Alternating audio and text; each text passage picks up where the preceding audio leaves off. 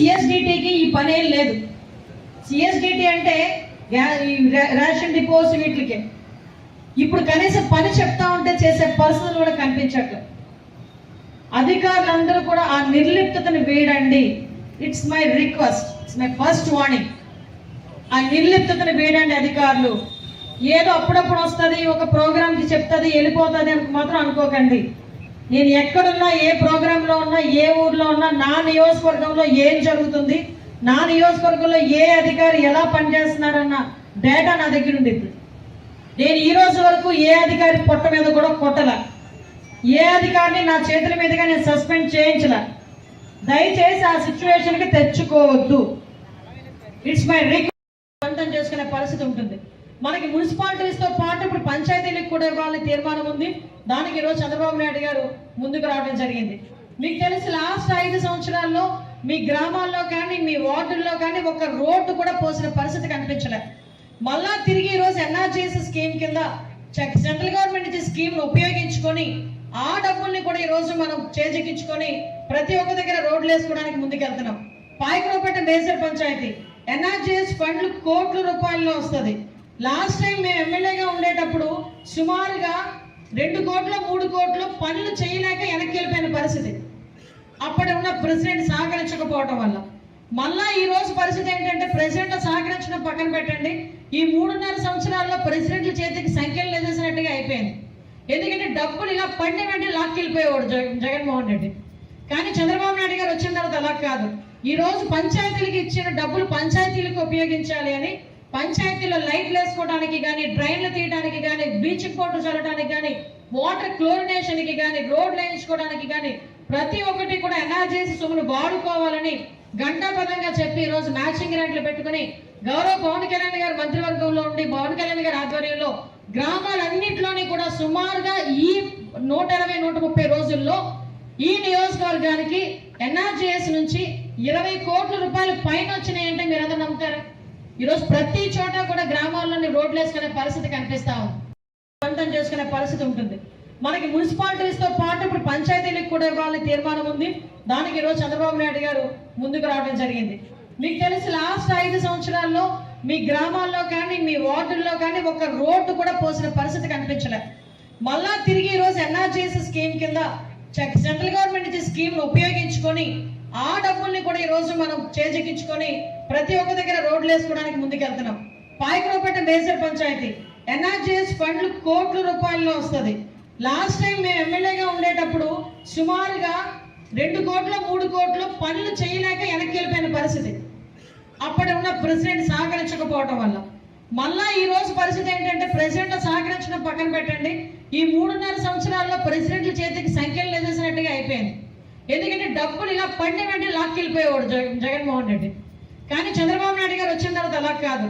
ఈ రోజు పంచాయతీలకు ఇచ్చిన డబ్బులు పంచాయతీలకు ఉపయోగించాలి అని పంచాయతీలో లైట్లు వేసుకోవడానికి కానీ, డ్రైన్లు తీయడానికి కానీ, బ్లీచింగ్ పౌడర్ చల్లడానికి కానీ, వాటర్ క్లోరినేషన్కి కానీ, రోడ్లు వేయించుకోవడానికి కానీ ప్రతి ఒక్కటి కూడా ఎన్ఆర్జీఎస్ సొమ్మును వాడుకోవాలని గంటాపదంగా చెప్పి ఈరోజు మ్యాచింగ్ రేట్లు పెట్టుకుని గౌరవ పవన్ కళ్యాణ్ గారు మంత్రివర్గంలో ఉండి పవన్ కళ్యాణ్ గారి ఆధ్వర్యంలో గ్రామాలన్నింటిలోని కూడా సుమారుగా ఈ 120-130 రోజుల్లో ఈ నియోజకవర్గానికి ఎన్ఆర్జీఎస్ నుంచి 20 కోట్ల రూపాయలు పైన వచ్చినాయంటే మీరందరూ నమ్ముతారా?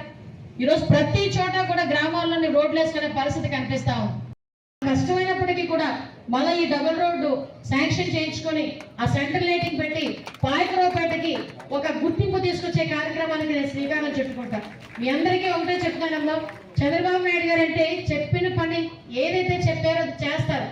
పక్కన పవన్ కళ్యాణ్ గారు ఈరోజు గ్రామాల అభివృద్ధిలో పవన్ కళ్యాణ్ గారు తీసుకుంటున్న నిర్ణయాలు చూస్తూ ఉంటే చాలా స్పీడ్గా నిర్ణయాలు తీసుకొని ఈరోజు ఇంటింటికి కుళాయి కానీ, క్లోరినేషన్ విషయంలో కానీ, ఎక్కడ రోడ్లు గౌరవ ముఖ్యమంత్రి గారు చొరవ తీసుకుంటున్నారు. మీరు ఇవన్నీ కూడా దయచేసి అర్థం చేసుకోవాలి. ఇంకా ఉన్నాయి మీ అందరికీ ఇవ్వాల్సినవి. ఒకటి దఫాలుగా మేము ఇచ్చే పరిస్థితి కనిపిస్తా ఉంది. వైఎస్ఆర్సీపీ వాళ్ళు వచ్చి వాళ్ళు మాట్లాడతారు, వాళ్ళ గురించి పట్టించుకోకండి, వాళ్ళ మాట వినాల్సిన అవసరం లేదు. నేను ఎప్పుడూ కూడా మీ అందుబాటులో ఉండే మనిషిని. ఏదైనా మీకు కష్టం వస్తే అమ్మా ఇది కష్టం వచ్చిందంటే డెఫినెట్గా స్పందించే మనుషులు మేము ఉన్నాం. కాబట్టి ఇక్కడ దయచేసి మీరందరూ కూడా అర్థం చేసుకోవాలి. ఈ రోజు ఈ గ్యాస్ బండ్లకు కూడా ఎంత ఖర్చు అవుతుందో తెలుసా? 2,700 కోట్లు దగ్గర ఖర్చు అవుతుంది. ఆ ఖర్చుకు కూడా వెనకాడలేదు. డెఫినెట్ గా డబ్బులు వాళ్ళకి చెప్పాము ఇవ్వాల్సిందే అని చెప్పి ఈ రోజు మీరు బుక్ చేసుకున్న తర్వాత 24 గంటలు 48 గంటల్లో మళ్ళీ మీ అకౌంట్లోకి డబ్బులు పడిపోయే పరిస్థితి.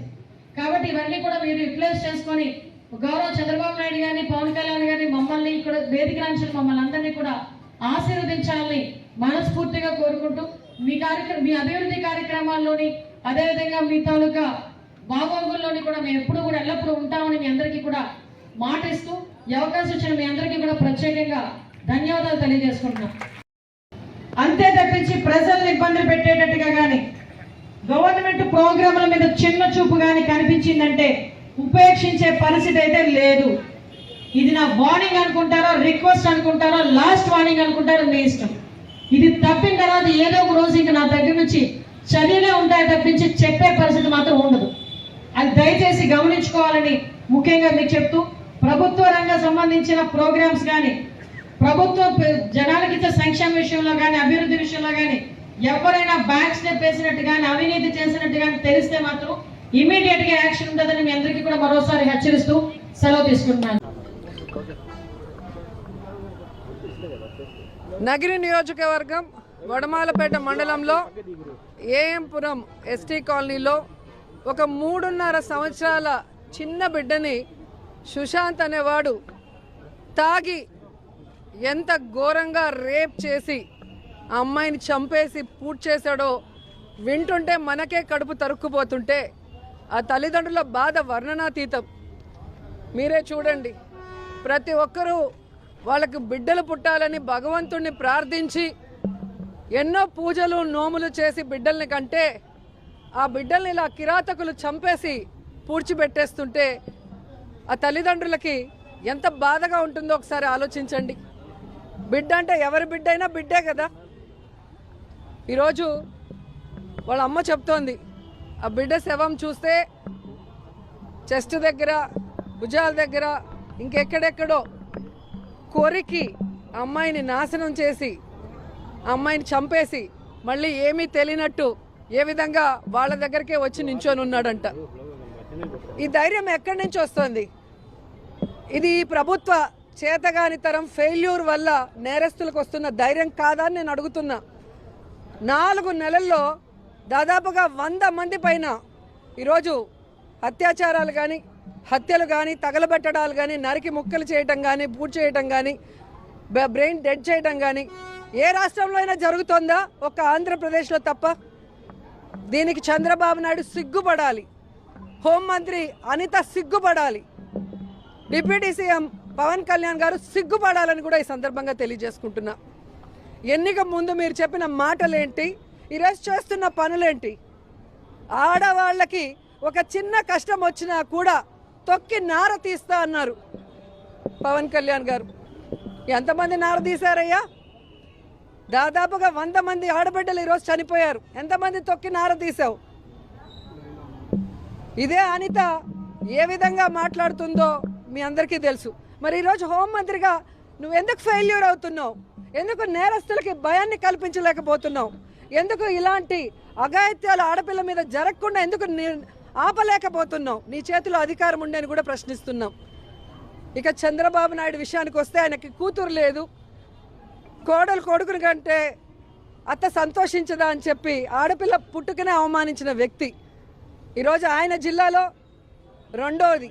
ఆల్రెడీ పుంగనూరులో ఒక 7 ఏళ్ల అమ్మాయిని దారుణంగా చంపేస్తే దిక్కు లేకుండా పోయింది. ఈరోజు ఏఎంపురంలో తాగి మత్తులో ఈ విధంగా చేస్తున్నారు అంటే ఈరోజు షాపులు ఇబ్బడి ముబ్బడిగా ఇచ్చి ఏ విధంగా బెల్ట్ షాపులు ఎక్కడ పడితే అక్కడ పెట్టి ప్రతివాడు తాగి గంజా కానీ మందు కానీ తాగి ఎట్లా ఆడపిల్లల్ని రేప్ చేస్తున్నారు, చంపేస్తున్నారో చూడండి. ఇప్పటికైనా ఈ ప్రభుత్వం ఈ మద్యం షాపుల్ని తగ్గించాలి, బెల్ట్ షాపులు ఎత్తేయాలి, వీటి మీద ఒక కంట్రోల్ అనేది ఉండాలి. ఈరోజు చంపిన సుశాంత్ కూడా మత్తులో ఉన్నాడు, మత్తులో ఉన్నాడు, గంజాయి తాగి. అంటే ఈరోజు రాష్ట్రం అంతా గంజా కానీ లిక్కర్ కానీ విచ్చలవిడిగా ఎలా దొరుకుతుందో ఒకసారి మీరు అందరూ గమనించండి. ఈరోజు చంద్రబాబు నాయుడు ఈ రాష్ట్ర ప్రభుత్వం ముమ్మాటికి ఫెయిల్యూర్ అయింది.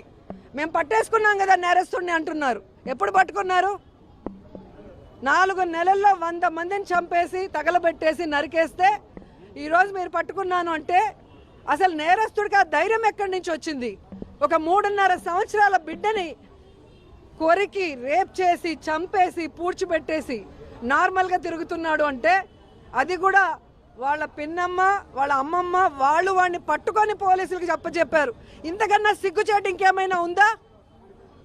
పోలీసులు కంప్లైంట్ ఇస్తే వాళ్ళు పట్టుకోలేకపోయారు. మళ్ళీ పొద్దున్నే వచ్చి ప్రెస్ మీట్లు పెట్టేసి మేము కఠినంగా శిక్షిస్తామని పోలీసు వాళ్ళు చెప్తా ఉంటే నవ్వుకుంటున్నారు జనాలు. ఎందుకంటే ఈరోజు చంద్రబాబు నాయుడు ఉన్న జిల్లాలో ఈ విధంగా చిన్న బిడ్డలు చంపేస్తున్నారు. పవన్ కళ్యాణ్ కాన్స్టిట్యున్సీ పిఠాపురంలో 16 ఏళ్ల అమ్మాయికి మత్తు మందు గంజా పెట్టి ఎలా తెలుగుదేశం పార్టీ నాయకుడు చంపేశాడో క్లియర్గా అన్ని పత్రికలు టీవీల్లో వస్తే కూడా ఈ రోజుకి ఆ కుటుంబాన్ని పవన్ కళ్యాణ్ గారు పరామర్శించలేదు. ఆ తప్పు చేసిన వాడికి తొక్కి నార తీయలేదు, వాడిని శిక్షించమని మరి ఎవరికి కూడా చెప్పలేదు. అలాగే హిందూపురంలో అత్తాకోడల్ని రేప్ చేస్తే ఇంతవరకు మరి బాలకృష్ణ గారు వాళ్ళని పరామర్శించలేదు, వాళ్ళకి అండగా నిలబడతానన్న ఒక హామీ ఇవ్వలేదు. అలాగే లోకేష్ గారి నియోజకవర్గంలో 24 గంటల్లో 3 రేప్ చేస్తే కూడా ఆయన పట్టించుకోలే. అందరూ థర్స్డే అయితే హైదరాబాద్కి పోవటం, ఎంజాయ్ చేయటం, మండే మార్నింగ్ రావటం, టైంపాస్ పాలిటిక్స్ చేస్తున్నారు తెలుగుదేశం పార్టీ కూటమి ప్రభుత్వం. ఇది సిగ్గుచేటు. ఇంకనైనా చిన్న బిడ్డలు ఆడపిల్లలు స్కూళ్ళకు పోతూ ఉంటారు, ఇండ్ల ముందు ఆడుతూ ఉంటారు, ఉద్యోగాలకు పోతూ ఉంటారు. వాళ్ళకి రక్షణ కల్పించే బాధ్యత తీసుకోండి.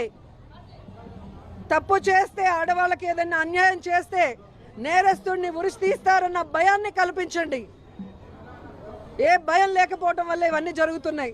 4 నెలల్లో మీకు కావాల్సిన లిక్కర్ విషయంలో కానీ మీకు అవసరమైన విషయాల్లో లాభం చేకూరే విషయంలో క్యాబినెట్ మీటింగ్లు పెడుతున్నారు తప్ప ఆడపిల్లలకి భద్రత కల్పించే విషయంలో కానీ వాళ్ళకి ఇచ్చిన వాగ్దానాలు నెరవేర్చే విషయంలో కానీ వాళ్ళకి అండగా నిలబడే విషయంలో ఏ రోజైనా ఒక్క హామీ ఇచ్చారా? ఒక్క విషయం డిస్కస్ చేశారా? జగన్ గారి మీద కక్ష సాధింపుతో దిశ యాప్, దిశ పోలీస్ స్టేషన్లు, దిశ స్టేషన్లో ఉన్న మహిళా పోలీసుల్ని నిర్వీర్యం చేయడమే తప్ప మీరు ఏదైనా ఒక్కటి భద్రత కోసం తీసుకొచ్చారని అడుగుతున్నా. ఈరోజు నా నియోజకవర్గం కాబట్టి భయపడి పరిగెత్తుకుంటూ ఎస్పీ గారు వచ్చి పారిపోతున్నారు. ఎక్కడ ఎమ్మెల్యే? ఓట్లేసిన ఎమ్మెల్యే ఎక్కడ? ఈవీఎంలతో గెలిస్తే ఇలాగే ఉంటుంది. నెల నుంచి మనిషి లేడు. ఎక్కడ పడితే అక్కడ తాగి కొట్లాడుకోవాలి, కేసులు. ఈరోజు రేపు మర్డరు. ఏం చేస్తున్నారు ఎమ్మెల్యే? ఒక మంత్రి రాలా, హోంమంత్రి రాలా, ఇంకా ముఖ్యమంత్రి అయితే అసలు రాడు. ఆయనకి అన్స్టాపబుల్ షోలో స్పెషల్ ఫ్లైట్లో పోయి గ్లామర్గా ఎగసెక్కాలు ఆడటానికి మాత్రం టైం ఉంటుంది, కానీ దీనికి టైం ఉండదు. ఇప్పటికైనా ఈ ప్రభుత్వం దిగి రావాలి. మహిళల భద్రత మీద వీళ్ళు చర్యలు చేపట్టాలి. ఈ చిన్న బిడ్డను చంపిన సుశాంత్ని ఉరి శిక్ష తీయాలి. ఆ తల్లి కోరిక.